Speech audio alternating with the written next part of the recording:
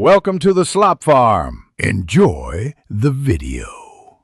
You start by making sure the Pod Go firmware meets the minimum snapshot support, and you back up presets to USB or computer. This prevents lost work.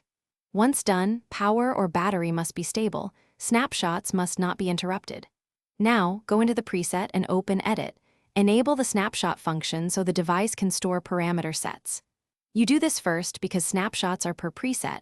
Without enabling, assignments later won't stick. Make those base changes now, then proceed to mapping. Next, you assign snapshots to foot switches and configure the exact parameters they recall.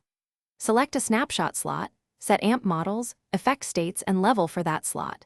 Then step to the next snapshot and change only what needs changing. Once you set each snapshot, use quick /B toggles to compare and refine tone balance. This ensures seamless transitions. Make sure to give each snapshot a clear name so you recognize it live, and save after each assignment so nothing is lost. To finish, thoroughly test every snapshot while playing through typical sections. Confirm levels, effect order, and bypass states are consistent, and adjust fade or ramping if jumps occur.